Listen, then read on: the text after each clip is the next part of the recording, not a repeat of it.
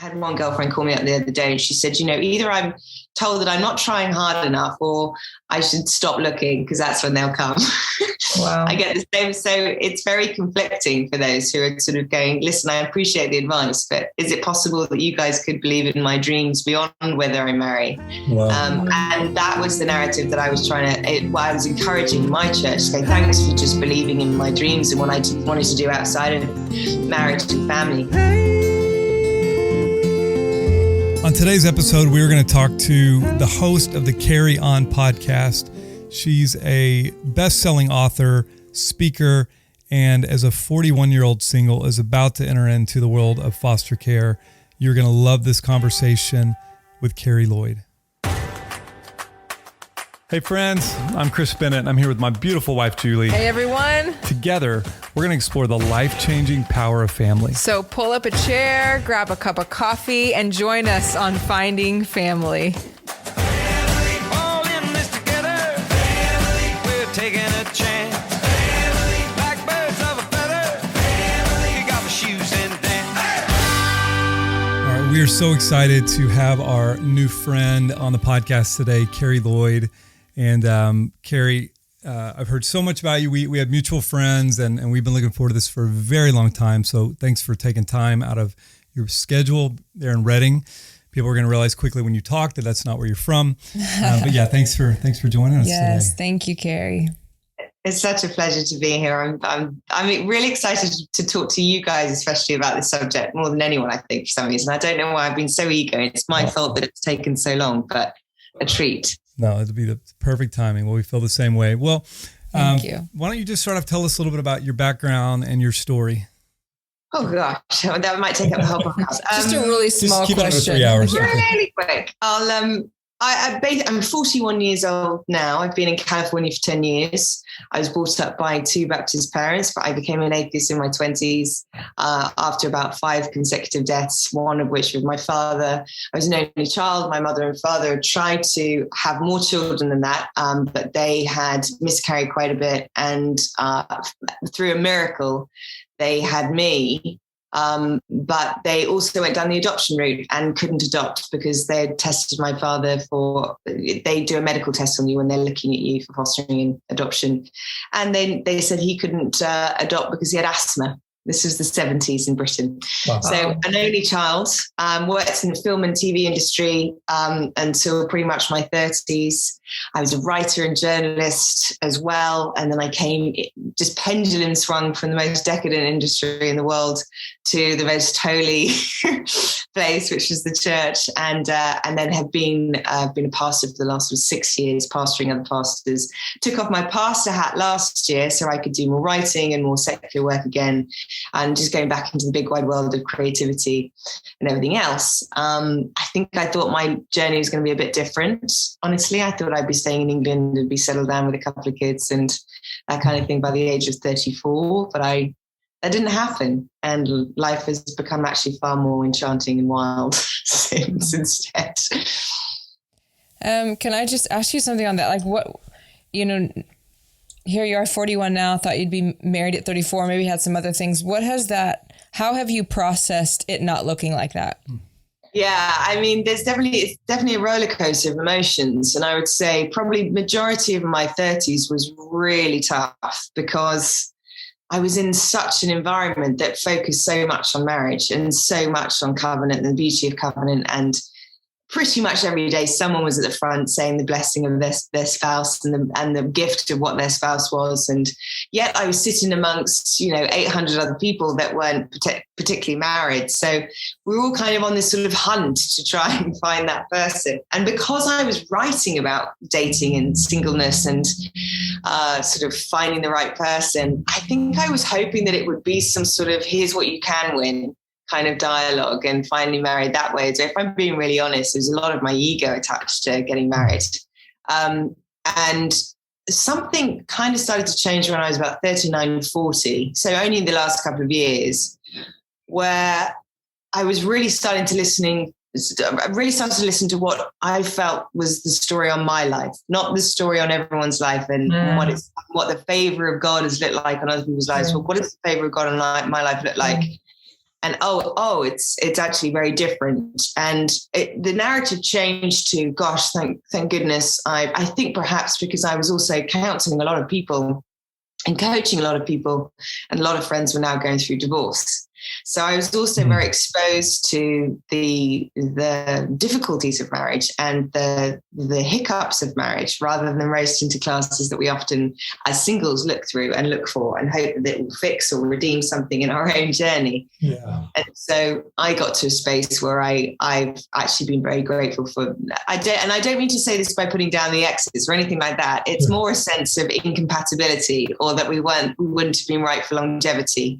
And my heart is so wired to longevity now that I don't really want to be married if it's the right person, quite honestly. And I've been very blessed by certain things in my life that have actually helped me to be self-sufficient. We're not in the 1940s or 1950s anymore. Mm-hmm. So we are able to sort of go out and work and sign our own credit card loans and that kind of thing, which of course you couldn't. And right. I think even Margaret Thatcher, the Prime Minister, had to have her husband sign a credit card for her, something like that. I think he had to sign a checkbook. That was our Prime Minister in the 80s. That's wild. So, yeah. It is wild. So you mentioned a little bit about how you see, you referenced how the church might talk about or see singleness. Is there anything, I'm just curious now, versus what you heard at maybe early 30s and what you hear the church or how the church speaks of it now, even 2022, if you will, and then maybe how the world, okay, I don't know, I mean, the sacred and secular shouldn't really have a bunch of lines there, but you know what I'm saying? Do you hear a different narrative than the world and the church? And then what, I don't know, what do you see that, how do you see that now? I think the narrative is actually changing. I think people have been given more safety to be more honest and vulnerable if I'm true in the church. I think there's more of we've seen more breakthrough when people are being honest and vulnerable than we have keeping a stoic, stiff upper lip like we often do in England. And so it's actually really been very powerful to watch some people be honest about some of the broken journeys that they've gone through marriage. And also therefore a great wealth of wisdom for us as singles to not potentially make some of the same mistakes. Of course, you can't always, guarantee anything with anyone. Right. I've got friends who've met the perfect person and then, sadly they lost their spouse through one way or another only a few years later, and they're back to now being a widow in their late 40s. So there's so many different narratives of what can happen to each of us personally. I think that's actually been the beauty of the digital era. We're starting to hear more stories than just from those from the front.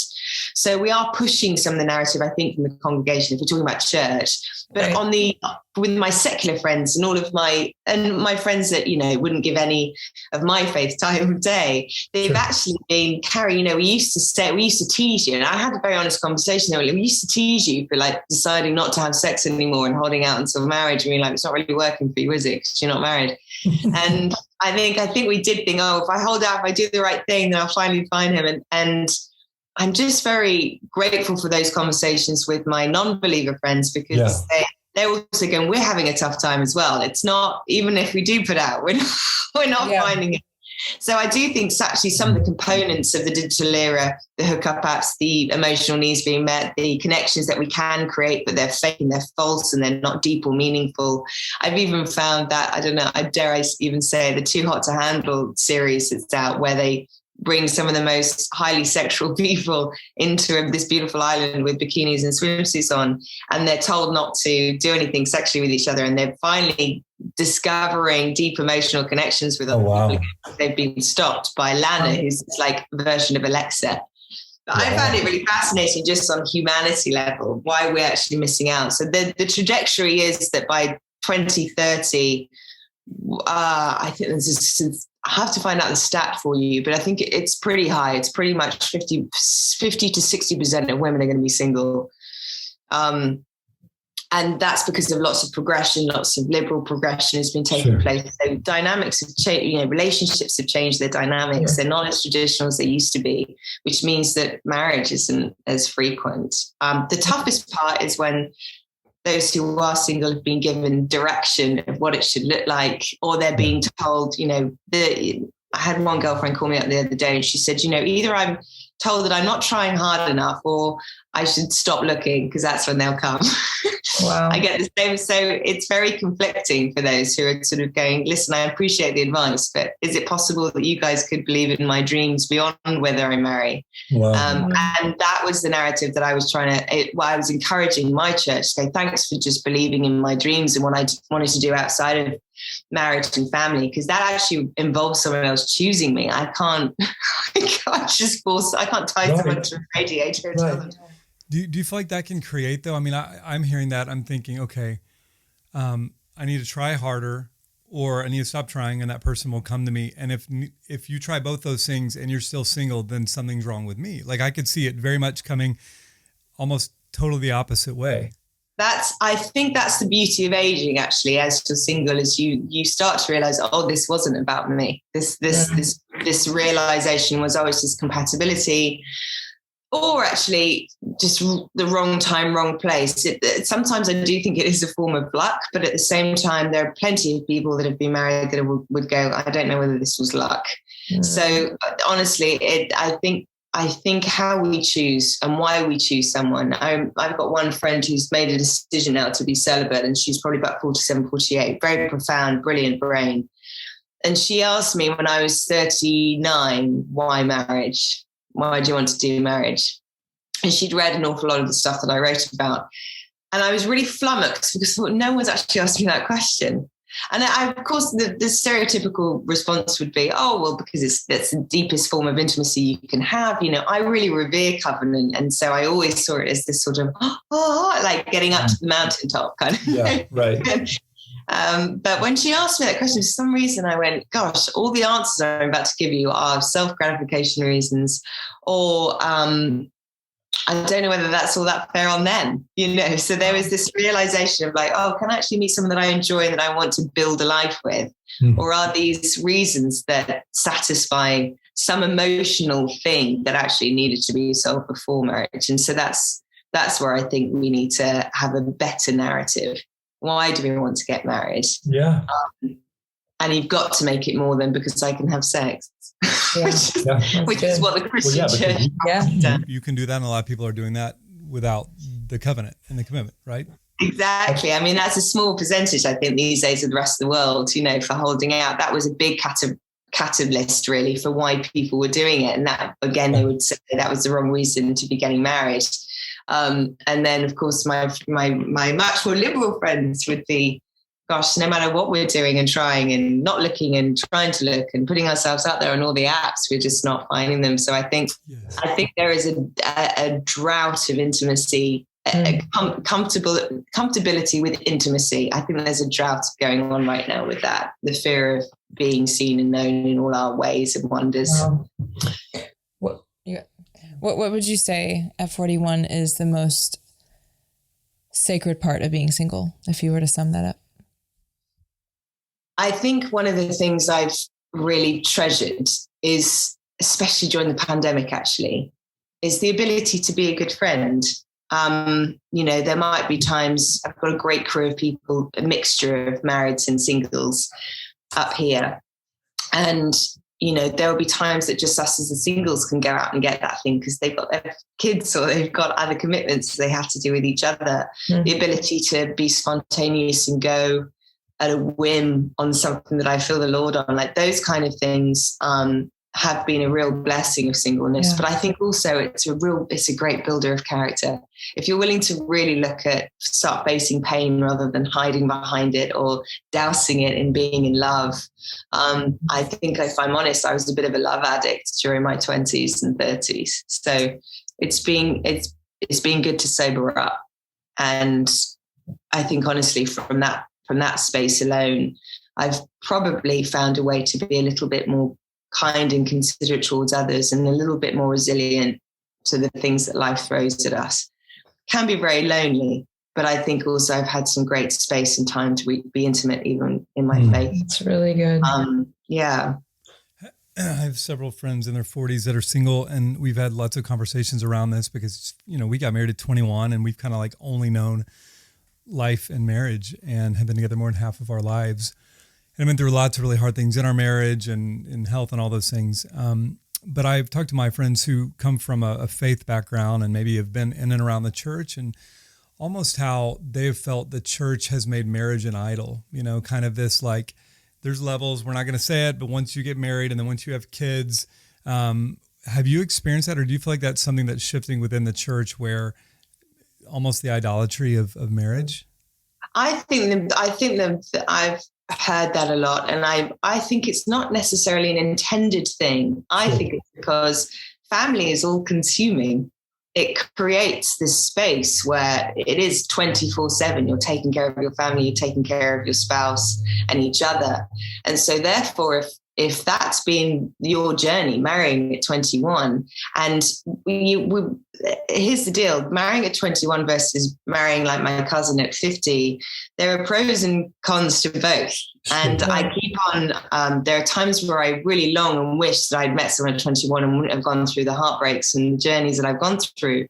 But I would say we're never given anything we can't handle. I would say I wish you didn't trust us so much sometimes.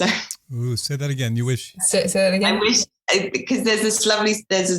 Is it Mother Teresa? Yeah, where she says, God won't give you more than he can handle, but I just wish you didn't trust me so much. Yeah, so that's exactly the quote I was basically referencing to. It's just one of those moments where I feel like it has grown us in a particular way, but only if we're willing to look at it.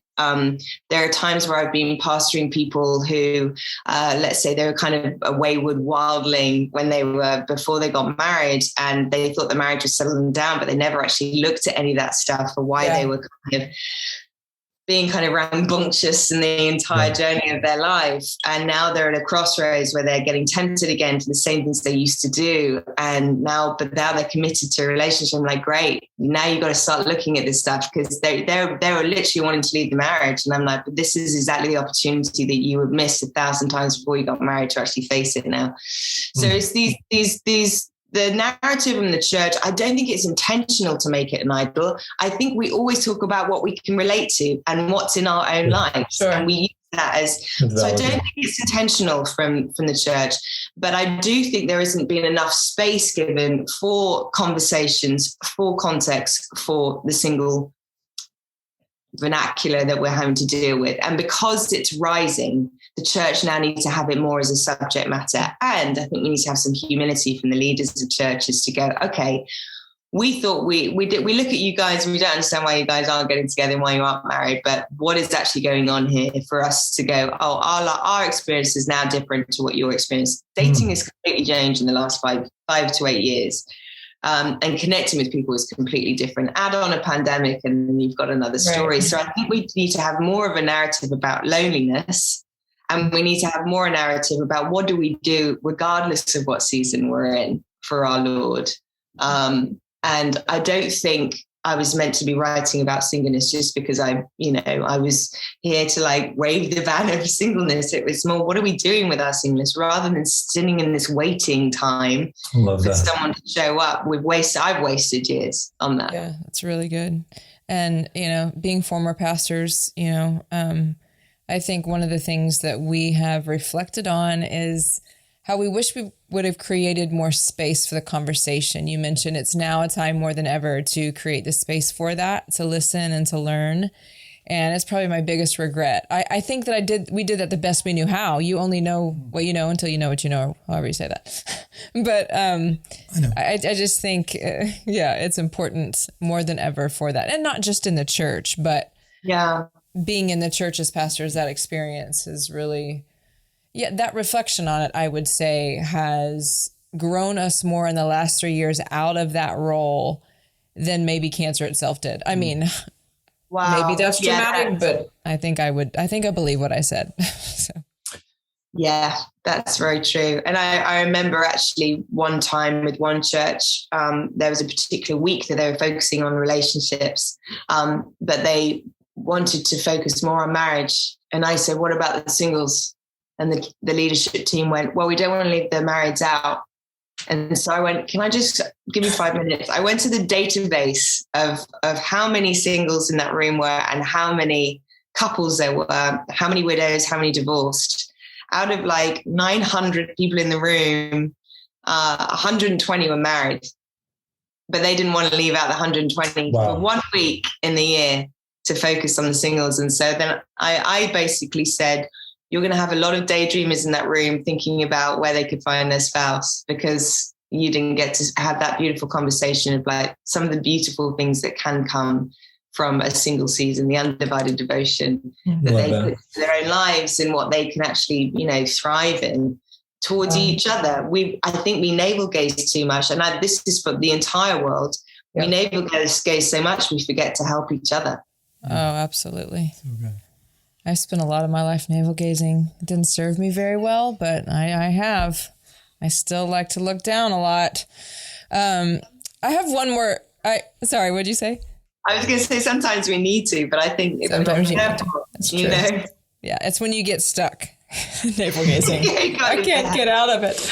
I have one more question on this, then we may switch gears. But how would you encourage those that have been through divorce or are recently widowed? How would you encourage them in their singleness, their new singleness, whether they chose that or they obviously didn't choose that, especially as a widow?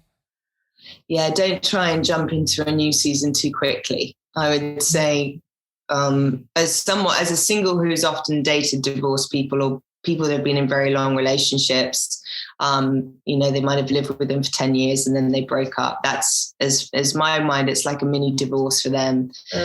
They jump into a relationship with the likes of us too quickly, and they'll repeat the same cycle. So my heart is that they know how to grieve and that they know actually how to face some of that pain quickly, so they actually heal quicker. Delayed grief is never a fun thing to interact with. And I think we need to start talking more. I think we need to start teaching kids how to do pain better. I even remember just, I'd fall over and people go, oh, rub it better. Or just try and fix it really quickly. Or the term gaslighting is used far too often these days, but it's very much a thing that when we need to learn the gift of empathy and the ability to process and feel.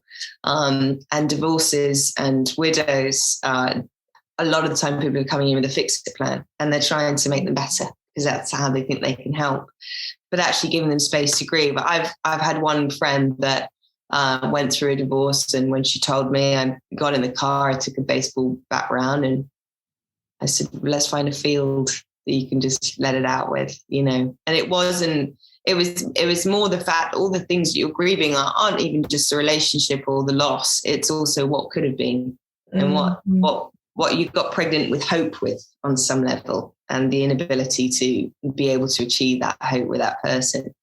So that's been the journey for me. And then having a diverse range of people in your community. So not having everyone in the same spot, having a good diverse range of people that speak in different areas and different levels of who you are. I think that's been incredibly important.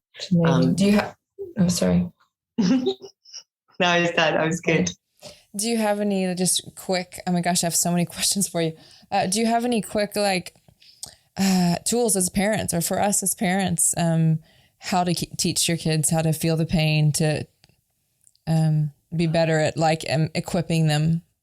Yeah, I mean, I'm only just about to start the fostering journey, so I'm probably going to be able to answer this question much better in about a year's time. But all of those children in foster care would have gone through trauma without question. So they're in that system for a reason.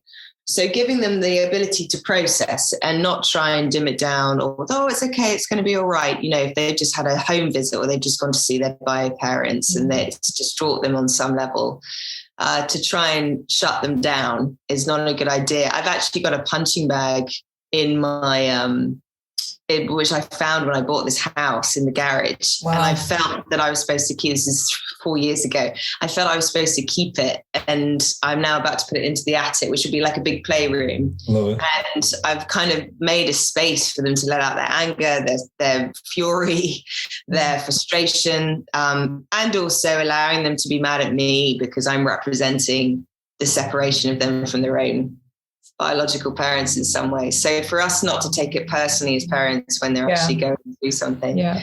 And then equally giving them space, going, how are you feeling about that right now? Is that, rather than, no, you can't express that, go to the naughty step. Like that doesn't really always help.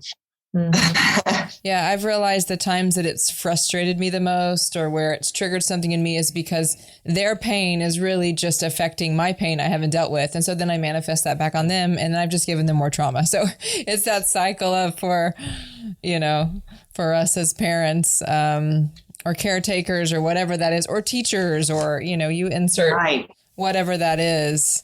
It's always a reflection back in. So let's talk about fostering. Yeah. Can you share, some of your journey? You alluded to it, but that you're about to enter into kind of the foster care world. How did that start and what's that going to look like? I think and the reason why I gave that information at the very beginning of in my quick bio was because my parents couldn't adopt.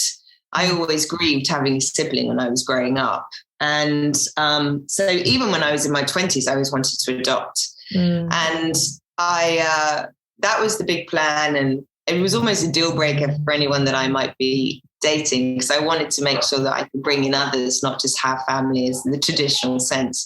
But I really wanted to adopt, and I had very stringent ways of doing it. Must be younger than 9 months old, must be through a private agency, not going through the foster care system. I couldn't deal with the grief or the losing of these children if they were continually going out of my home. I dealt with the grief enough in my life. I don't need any more.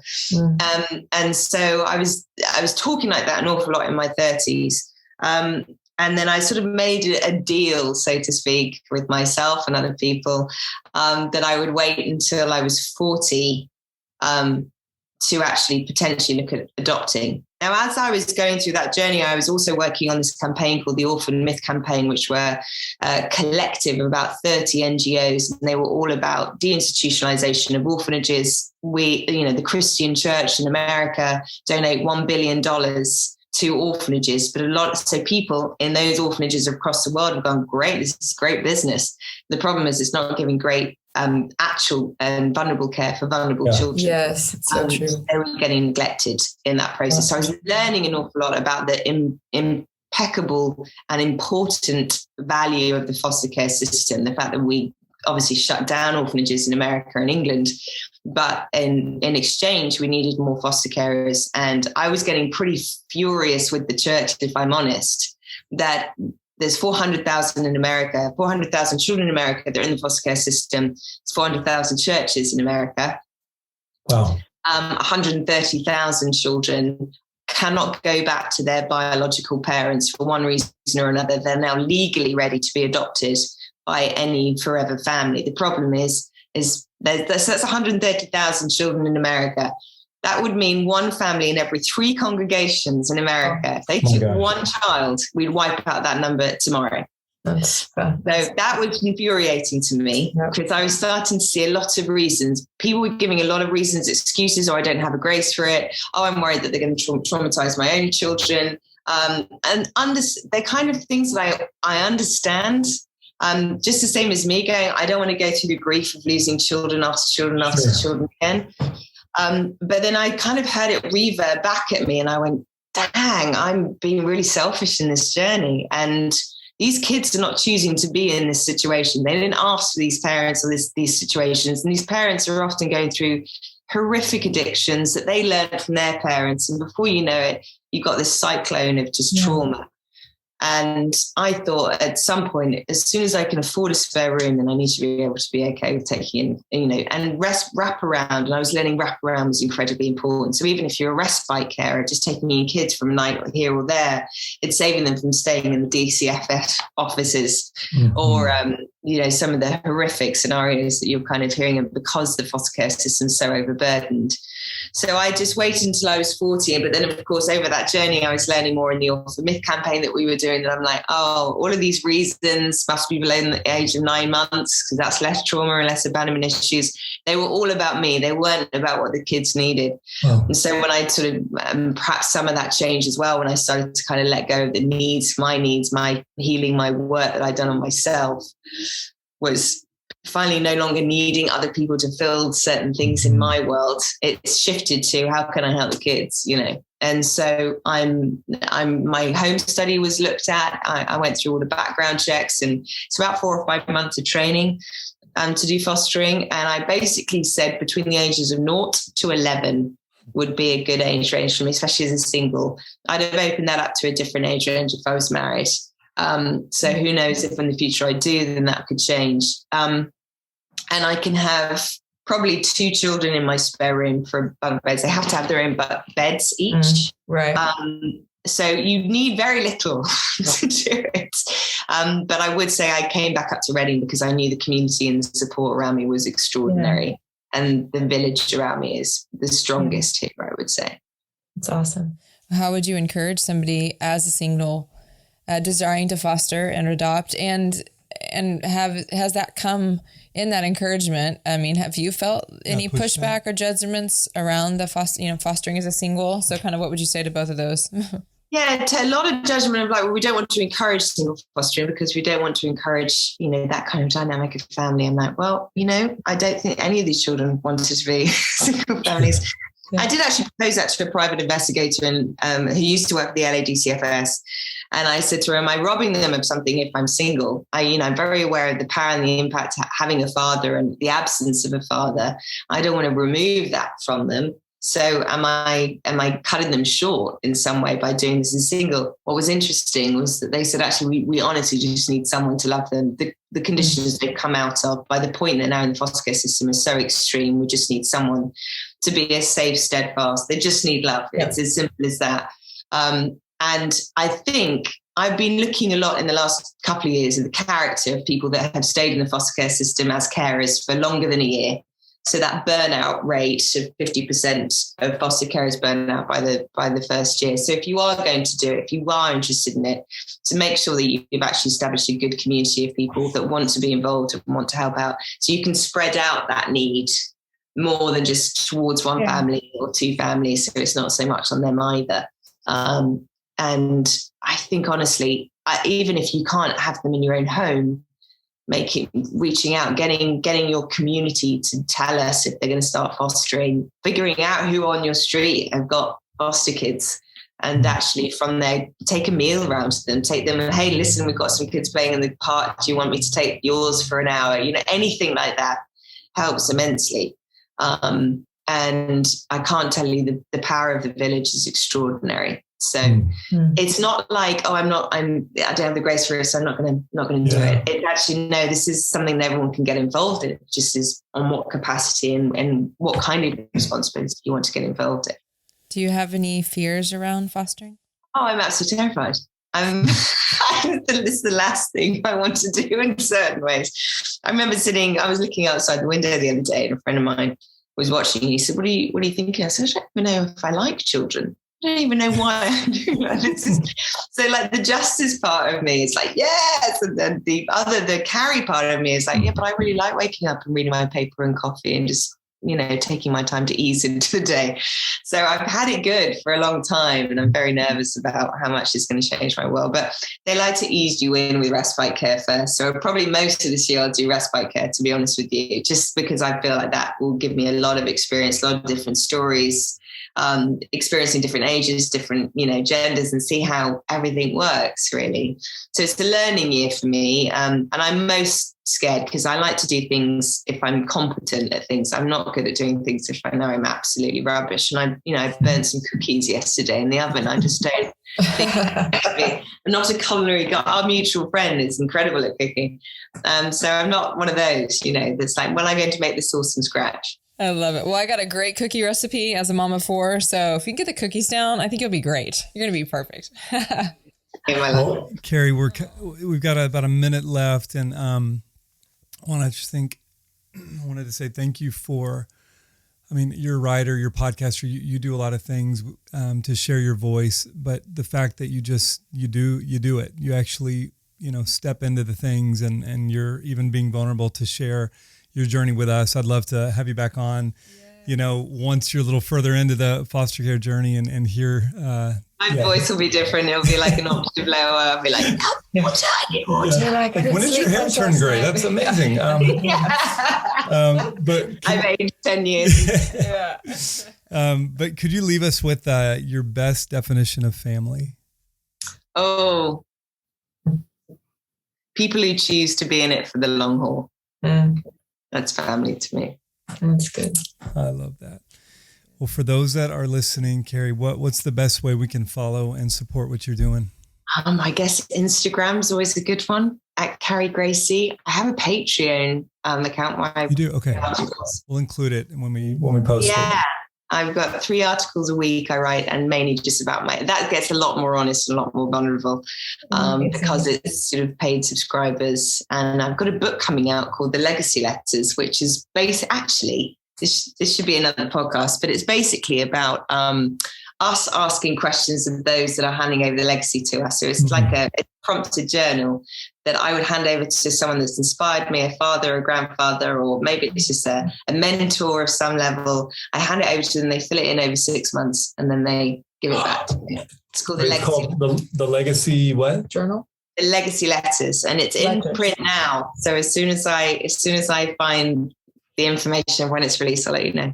Okay, well, let's have you back on. Love for you to share more about it. Yes, thank you for your wisdom. You carry so much of it, and I can't wait to unpack this because there was lots and lots of good things you said. So thank you for your time. Thank you so much for your time. Thanks. Such a beautiful soul. You're wonderful. You're so inspirational on so many levels, you two. I'm excited to learn more about you. So Thank you, Carrie. thank you. Bye. We're not done yet. Get that coffee refill because it's time to unpack. That was really fun, and really fun because when you've been married since you were 21 years old, and you get to hear somebody talk about singleness with all those gold nuggets. I'm gonna call them gold nuggets. I can't talk. Nuggets. It was amazing. What did you most love about that? I know you mentioned right when we got off, like, oh, maybe you want to be single. And I thought that was really, really confusing and hurtful. Because you're not supposed to say that on the mic. They do not need to know. No, I mean... Remember when she talked about dealing with your pain, Chris? Right. Should we do that right now? Right now. Dave's here. Dave can help us. No, but really, I do love the perspective of somebody being single when they're about the same age as we are. You can take so much from anybody that's not been on the same journey as you. So...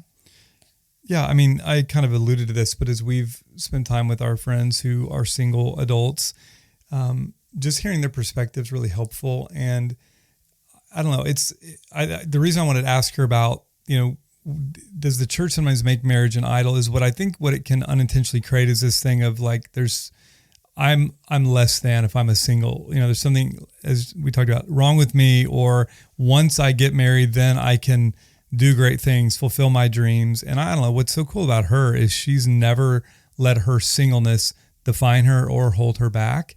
And, she's done all these incredible things. I mean, we mentioned her books, but she's written like 3, 4 about to come out. But I don't know, you can just tell when somebody's like lived a life and has real authority in what they're talking about. And she does. I think one of the most powerful things she said in relation to maybe the church or the church and then the secular world or those that would not share whatever. You know what I mean? I know what you mean. Great. Was that sometimes we want to make it about, I'm not having sex till I'm married because of this. And you believe this over here. And she said, really, when you look at it, it doesn't matter if you're sleeping around with 1 million people or you're choosing to have this view over here. Sometimes it shakes down to a lot of the same things. And that, as she used, like the drought of intimacy that's happening more than ever.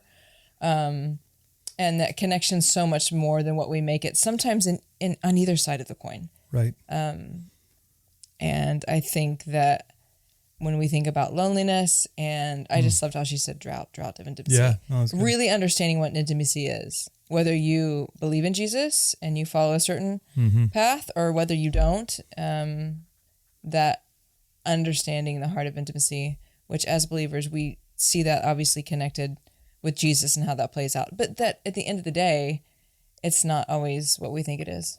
Yeah. Yeah. And I think, years back, I would have, just being honest here, thought, okay, dating apps are for like non-Christian people. Like that's what people do. We're talking years ago, guys. Yeah. Years ago. But I'm saying talk today. It is very common now. And I know a lot of people that have gotten married through dating apps and that love God and have, and I'm like, who am I to judge how that comes about? Because I think the reason I'm saying that is there can be this misnomer of like, it has to be this way. Right. I'm waiting for Prince Charming, which guys, I hope you hold your thought because I'm going to interrupt you like you have me. Okay. That's how it works in marriage, guys. But Chris wrote a little song called. We talked about this. Oh, I man. think we have. Dave said we have not talked about it. Okay. Producer Dave hasn't heard it. So let's talk about when we were engaged at the age of 20, mind you. Chris, the big surprise in Dallas where the restaurant that like rotated around in a big circle in a big ball. I don't know what it's called. Antares. Okay, there we go. The Reunion Tower. And then amazing engagement happened. Woohoo. And then I think it's over and we go back. Woohoo. We've been married almost 22 years. You say woohoo. I'm kidding. It only gets better. And then we go back and I'm giving you way more than I thought. The point is that we had this big surprise party. This is really cool. Everyone had a rose and made this tunnel for me and I had to walk through, and all my favorite people in the world were there, like had flown in, drove in. 3 of her ex-boyfriends. It was like this ceremony of like it was a rite of passage, kind of a changing of the guards. Wow. Chris is a little bitter about some of my ex-boyfriends. That is for another podcast. Not a little bitter. At another time. But the whole point is that he wrote a song called Prince Charming. Oh, and look, my guitar's in the corner. How did this get there? He sang it for me. Remember how that went, babe? You want to remember. I want to be your Prince Charming. To make your dreams come true. You away. No. To make your dreams come true. To take you dancing past midnight. Why aren't you singing? And then eat lots of food. No, I'm kidding. I don't remember the next line. But it was so cheesy and so good all at the same time. I was convinced he was the next pop artist, and I really thought no, I kind of did. That's what's so weird. Okay, wow, we digress. Look, back to the dating app. If you, I'm just saying, I'm affirming that. I'm affirming there's lots of ways. Anyway, I just wanted to. I broke your thought, didn't I? That's how it feels. Anyway, I thought it was interesting. She said statistically that in the next few years, like 50 to 60% of the population will be single. Women. Yeah, women. Well, I guess men too. No, well. She did say women. Yeah, I was confused because what does that mean for the men? Oh. Chris's face. Yeah. Chris's face, guys. What does this mean?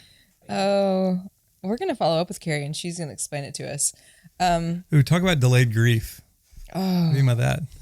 Because we don't know what to say on that one. It's just interesting that I have no comments of this a lot. How about we just say that the beauty of being single is powerful and it's a great thing. And so why you keep saying it like you want to be? You keep looking at me. Stop it. I'm saying the percentage is growing because people are understanding that being married isn't the ultimate goal. Okay.